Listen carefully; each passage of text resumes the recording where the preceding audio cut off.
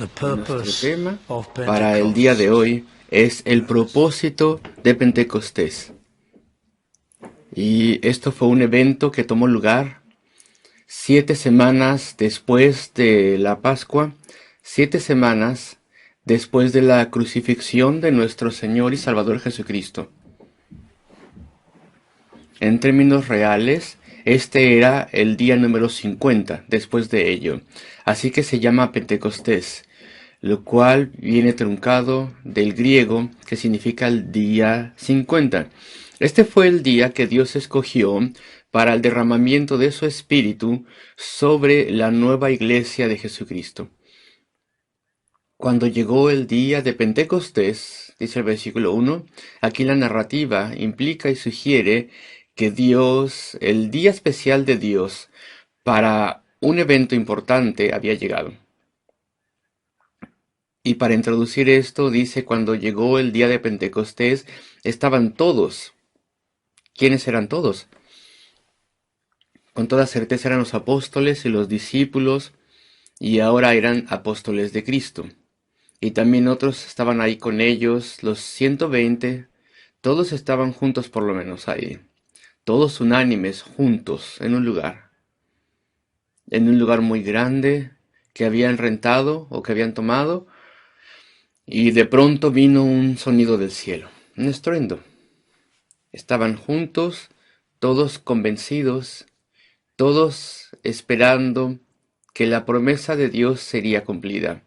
Ellos tenían que esperar allí en Jerusalén hasta el tiempo en el que Él derramase el Espíritu de lo alto.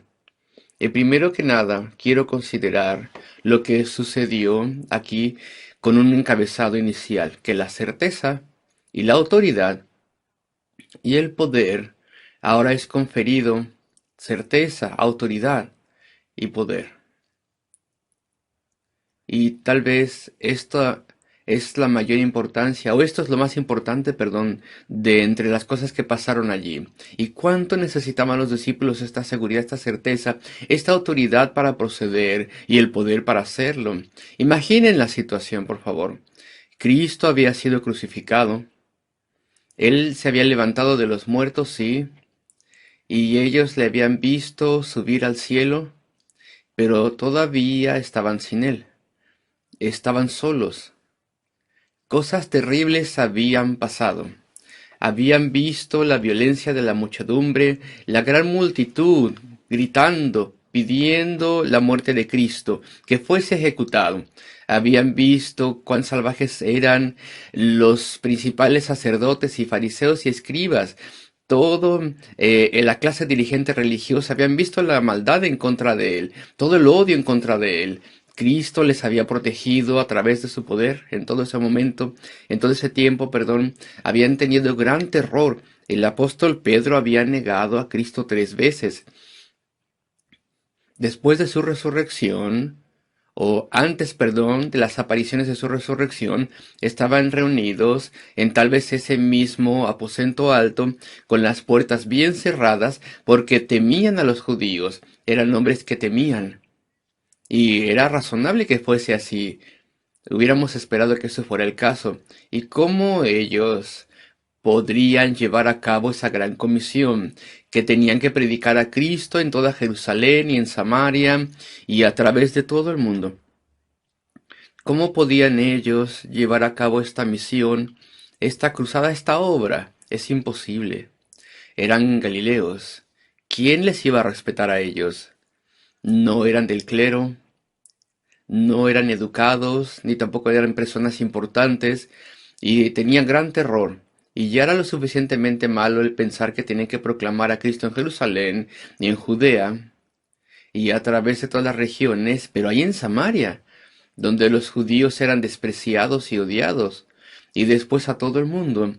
En el Imperio Romano, ¿cómo ellos iban a poder hacer eso si eran un pequeño grupo de hombres trabajadores de Galilea? ¿Cómo ellos iban a poder enfrentar toda la hostilidad que vendría de los grandes poderes de Roma y sus métodos? Todo el esquema habría sido prácticamente imposible para ellos. ¿Cuánto entonces necesitaban alguna certeza poderosa, algún gran evento para que les asegurase, algo que confirmase que ellos tenían la autoridad para hacer esto, representando al Dios Todopoderoso, y dejar el templo y la sinagoga y el judaísmo que fue ordenado por Dios y servir a Cristo y edificar por el poder del Espíritu una nueva iglesia. Ellos necesitaban algo milagroso, algo tremendo, para que esto confiriera este poder y autoridad. ¿Por qué Dios derramó su espíritu en esos días iniciales de esta forma tan sorprendente? Pues debido a la necesidad que había en aquel entonces y debido a la autoridad que necesitaban tener los judíos. Así que venimos al versículo 2. Y de repente, algo que pasó repentinamente. Esto claramente sería un evento divino, un acto de Dios. No habría advertencia, no iba a cambiar el patrón del clima, no iba a haber un desarrollo que presagiase algo cataclísmico y especial. Sería algo inesperado, sería algo súbito. Esto es un aspecto importante de esto. Y de repente vino del cielo un estruendo tremendo, como de un viento recio que soplaba, una ráfaga, como de una ráfaga, pero no se movía el viento, no hubo ráfaga de hecho, no hubo un gran viento en absoluto, era simplemente el estruendo. Si hubiesen mirado por la ventana, porque la puerta tal vez también estaba abierta, porque eran muchos allí para un solo lugar. Tal vez estaban ahí también en ese lugar y todo la multitud de personas que estaba con ellos, el grupo tan grande también estaba en la calle. Y tal vez al ver hacia afuera, por la ventana o la puerta, o estando afuera, todo iba a estar tranquilo, no se moverían los árboles a medida que este sonido descendía. Y vino de repente un estruendo como de un viento recio que soplaba. Y el griego original indica, es un verbo aquí, es que estaba siendo llevado, por así decirlo. Podían escuchar su fuente allí en el cielo. Hoy en día, por ejemplo, nosotros estamos muy acostumbrados a escuchar tal vez a un helicóptero por allá arriba o un avión ruidoso. Estamos acostumbrados a los sonidos ahí que pasan por arriba. Y ellos no estaban acostumbrados a nada de esto. Y la población en general estaba sorprendida por esto. Un sonido, primero que nada, como un rugido, como si fuera un viento recio, que se quedó ahí en el cielo. Y todos tenían que tener esto claro, que venía de Dios y del cielo, pero se movía, tal vez de forma gradual inicialmente, hacia abajo, más y más. Era evidente que algo se estaba moviendo. Y si las personas estaban fuera de esa casa y la multitud estaban mirando y siendo atraídas a él, porque acuérdense que Jerusalén estaba repleta de personas, había muchos peregrinos para el festín de Pentecostés, y a medida que descendía este ruido, no descendió sobre el templo, ni tampoco sobre el centro religioso de la nación. Digo, sí, el templo, en ese templo no vino allí, sino que descendió a una casa donde los discípulos, los apóstoles estaban.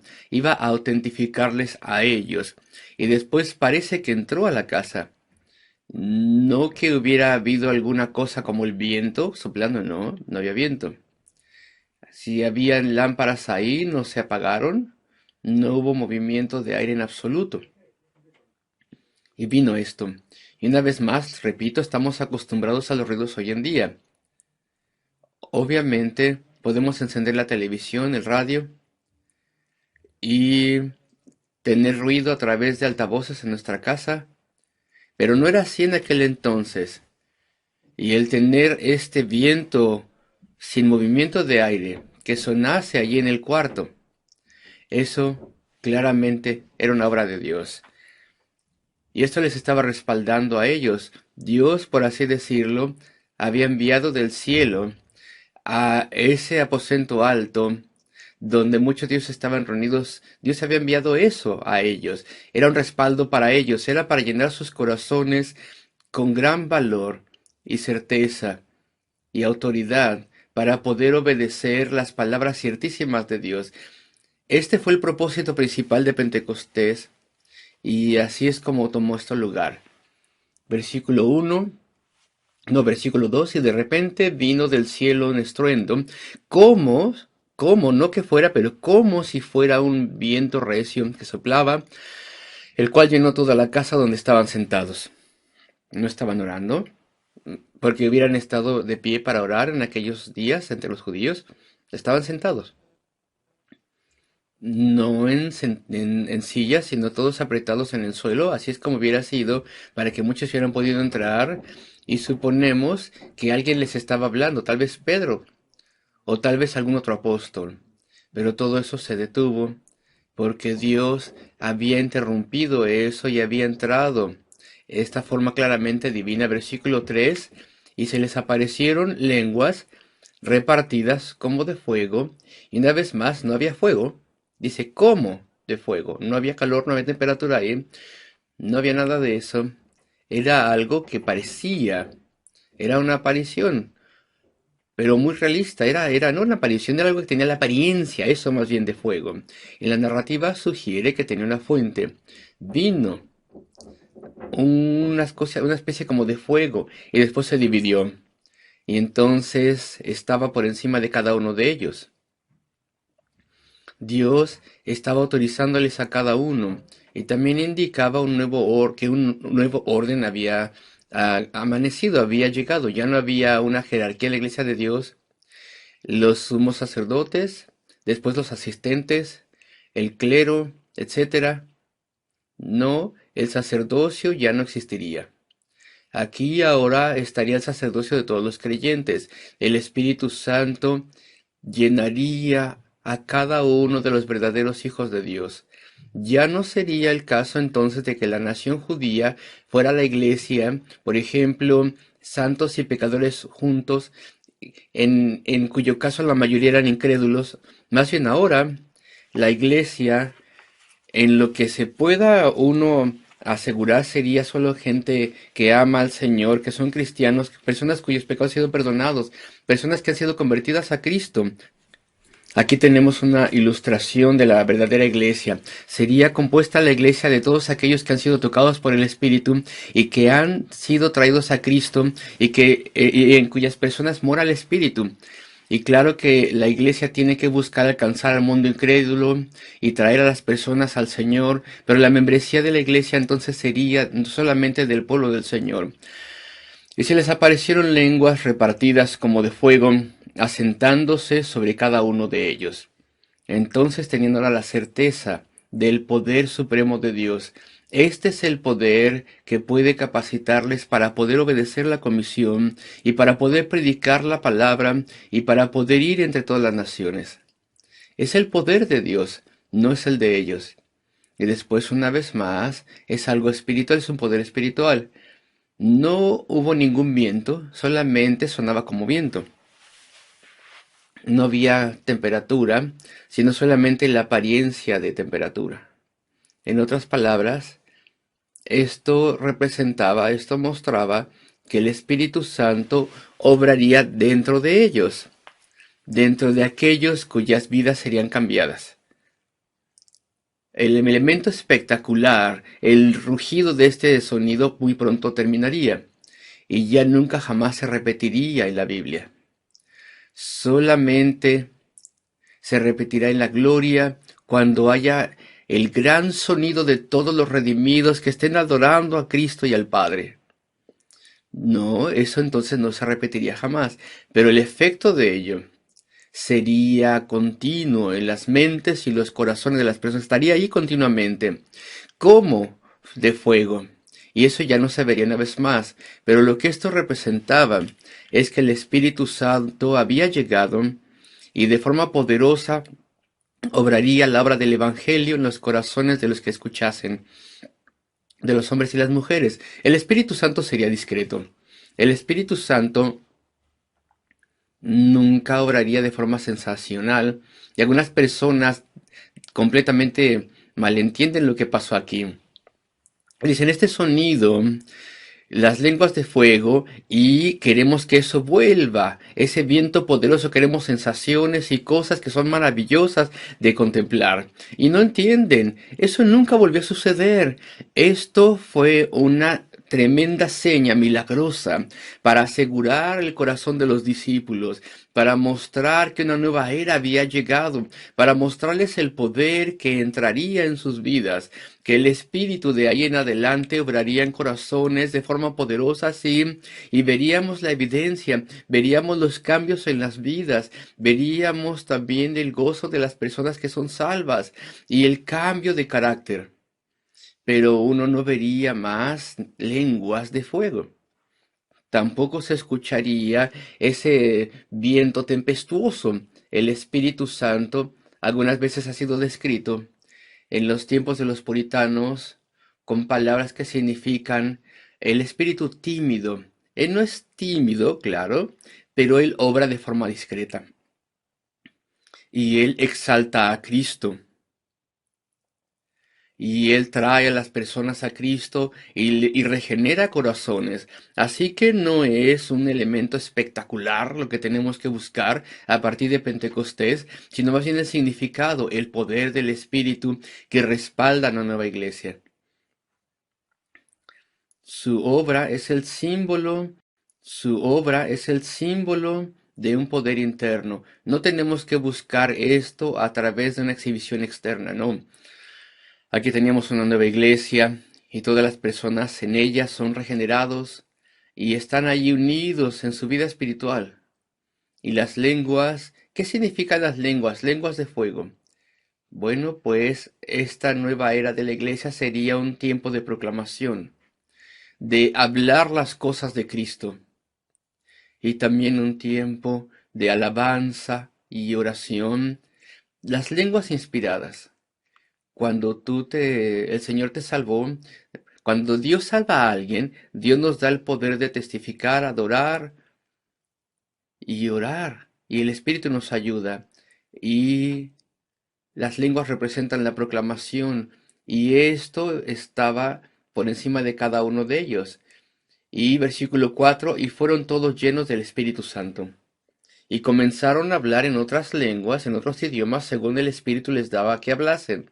El Espíritu les capacitó a ello. Eran galileos, acuérdense.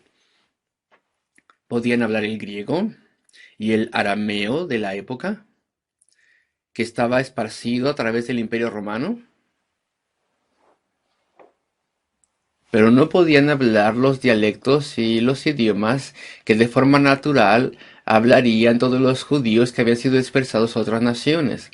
Y aún así Jerusalén estaba lleno de estas personas. La grande lista está allí. En el versículo 8, 9.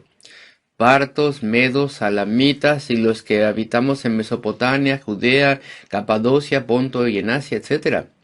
Con la excepción de Judea, las personas en su lengua materna habían nacido allí, judíos que habían sido dispersados y que ahora estaban viviendo en estas partes, y desde el nacimiento habían hablado estos idiomas. Y estos eran los idiomas que los apóstoles y los discípulos con ellos, los 120 probablemente que estaban ahí, hablaban. Nunca los aprendieron. Las personas estaban sorprendidas. Están hablando nuestros idiomas, nuestras lenguas. Y la escritura es muy precisa. Y podemos ir al versículo 5. Moraban entonces en Jerusalén judíos, varones piadosos de todas las naciones bajo del cielo. Gente que eran suficientemente serios como para hacer el peregrinaje. Pero tal vez eran algunos de ellos intolerantes y fanáticos, justos ante sus propios ojos. De hecho, aquí tendría que decir, en vez de piadosos, tendría que ser devotos, lo cual significa que eran serios al respecto de su religión y muchos de ellos erróneamente devotos y venían de todas las naciones bajo el cielo. Y versículos 7 y 8 estaban todos atónitos y maravillados diciendo, mirad, ¿no son galileos todos estos que hablan? Podemos verlo de sus vestidos, de la forma de actuar y cómo cada uno de nosotros les oía hablar en su propia lengua en la que hemos nacido. Esto no es solamente ellos están hablando nuestro idioma, nuestra lengua, sino que significa que lo están hablando como nosotros lo hablaríamos. Están utilizando nuestro vocabulario, están usando nuestro dialecto, están hablando exactamente como haríamos nosotros que hemos nacido en este lugar. Están hablando nuestra lengua materna como lo hablaríamos nosotros. Este es el sentido del original. No estaban hablando estos idiomas con un acento fuerte galileo, sino que estaban hablando estas cosas tal como nosotros haríamos. Eso es sorprendente. Es sorprendente. Y eso no lo vemos hoy en día. No escuchamos de cosas hoy en día. Cuando las personas a veces piensan que están hablando en lenguas hoy en día, ellos no están hablando un idioma verdadero. Que las personas que vengan de cierto país o hablen esos idiomas inmediatamente lo pueden reconocer y decir eso está hablado de forma perfecta. Lo hablan como si fueran nativos. Y eso es lo que tenemos aquí en este pasaje de Hechos 2. Eran verdaderos idiomas. Y nunca escuchamos de estas cosas hoy en día. Bueno, cuando digo nunca escuchamos de esto hoy en día, pues siempre hay alguien que dice que conocen a alguien, que conoce a otra persona, que conoce a alguien, que ha escuchado de en alguna parte donde alguien parece que habla en un verdadero idioma. Bueno, nunca hemos conocido a la persona. Eso no pasa en nuestra ciudad ni en esta nación. Las lenguas del Nuevo Testamento no están presentes hoy en día. Podemos tener certeza de esto. De hecho, el primer pentecostalista, cuando comenzó el siglo, en 1900, cuando comenzó ese siglo, ellos verdaderamente pensaron que Dios les dio el poder de hablar verdaderos idiomas. No entendían inicialmente que estaban hablando un idioma que no existía. Ellos pensaron que era un idioma verdadero, y fue solamente cuando los primeros pentecostalistas empezaron a enviar misioneros pensando que no necesitarían aprender los idiomas, fue cuando ellos verdaderamente fueron obligados a aceptar que no estaban hablando idiomas reales. Así que el pentecostalismo cambió de parecer y empezaron a decir, oh no, los idiomas cambian. Los idiomas de hecho eran únicos y cuando se habla de los idiomas de Primera de Corintios ahora son cosas estáticas, no son verdaderas. No, no es así.